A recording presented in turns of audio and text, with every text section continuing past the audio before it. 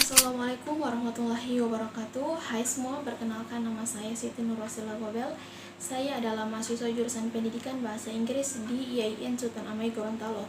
Nah, di video kali ini saya akan menjelaskan tentang perkembangan kurikulum di Indonesia dari sejak awal diciptakannya sampai sekarang.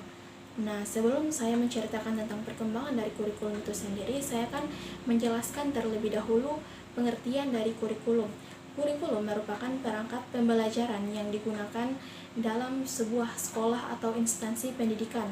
Nah, kurikulum sendiri merupakan pedoman bagi seorang guru dalam mencapai tujuan pendidikan. Nah, di Indonesia sendiri, kurikulum mengalami beberapa kali perubahan dari sejak awal diciptakannya sampai sekarang.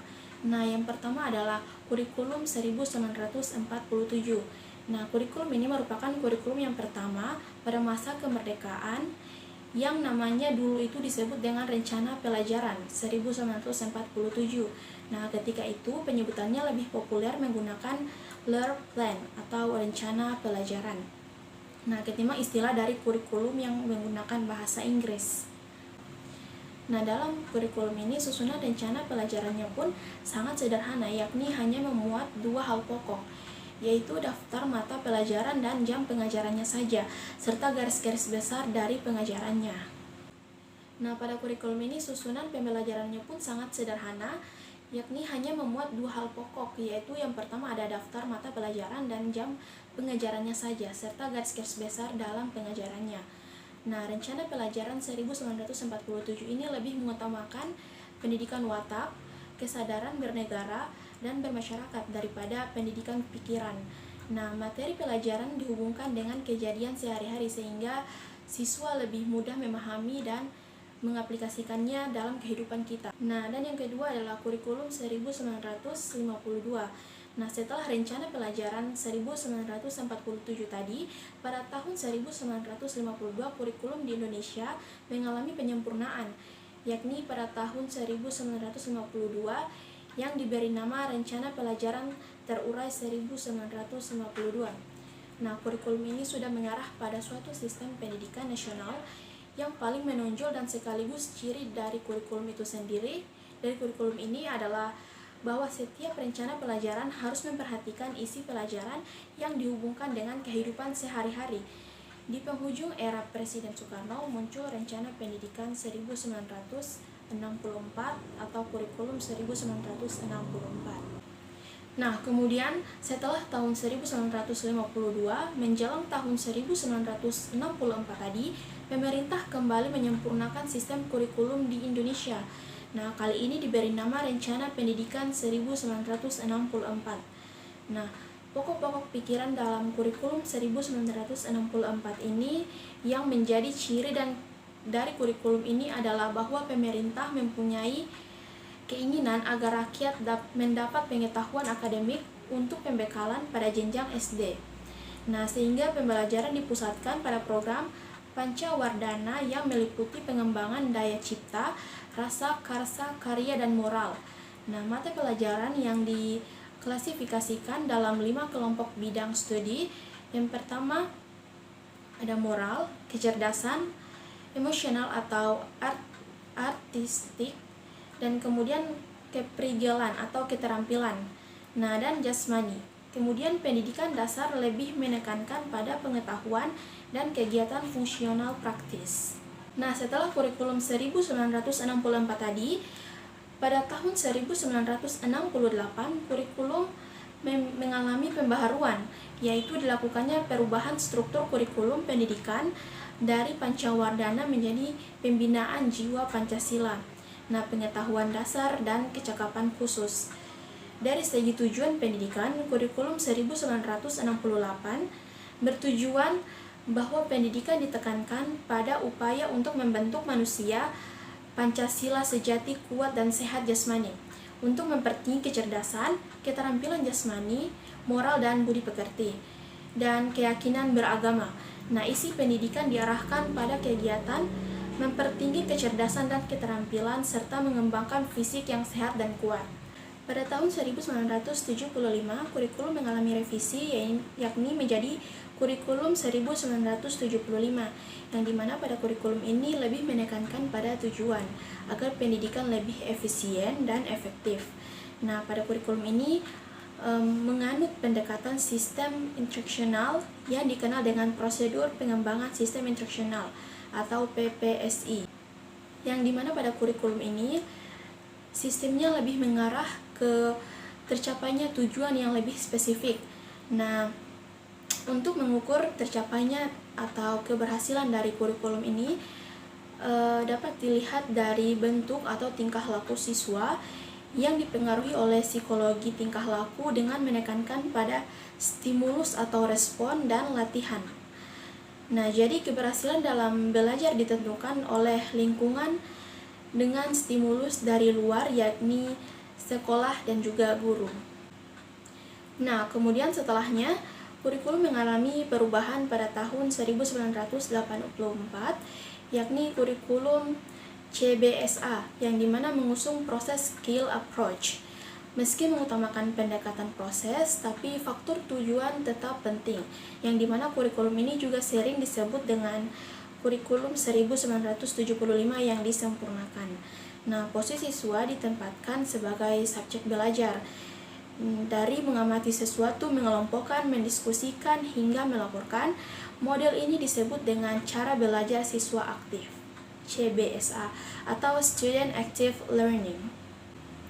Nah, jadi pada kurikulum 1984 ini lebih berorientasi kepada tujuan instruksional, yang dimana didasari oleh pandangan bahwa pemberian pengalaman belajar kepada siswa dalam waktu belajar yang sangat terbatas di sekolah harus benar-benar fungsional dan efektif.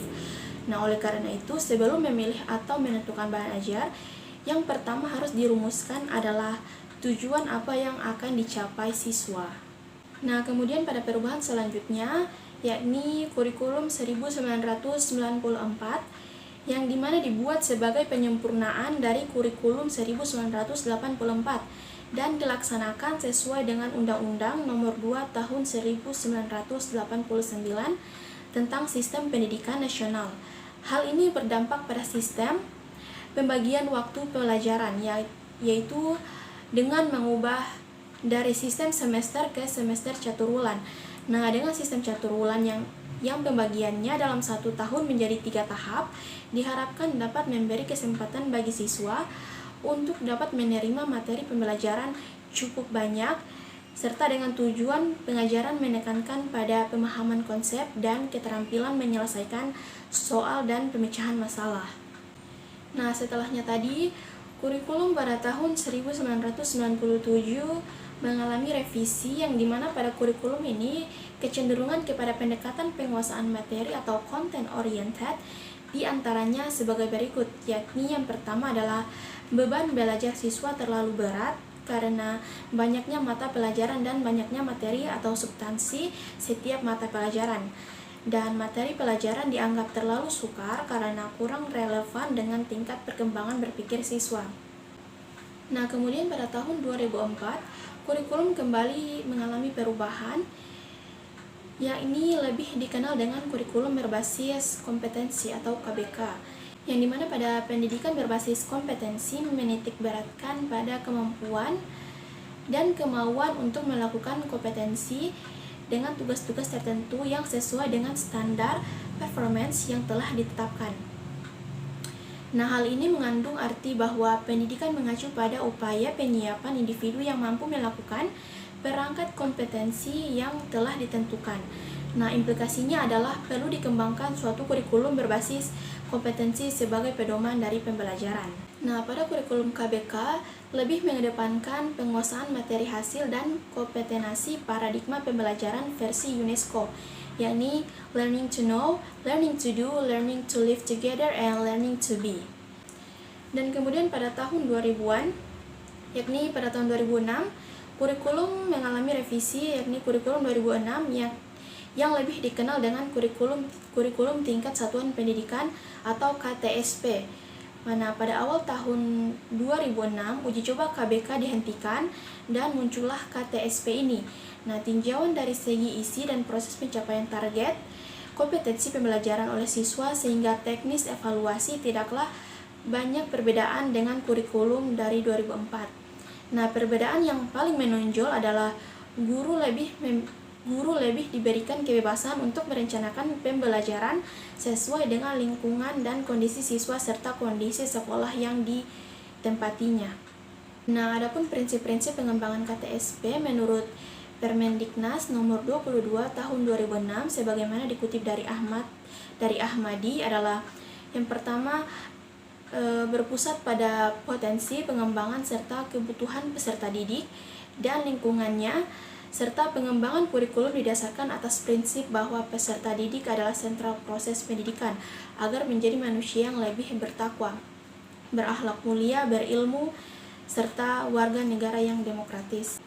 Dan yang kedua adalah beragam dan terpadu, yakni kurikulum dikembangkan dengan memperhatikan keragaman peserta didik, di mana kondisi daerah dengan tidak membedakan agama, suku, budaya, adat, serta situasi sosial ekonominya. Nah, yang terakhir adalah kurikulum 2013.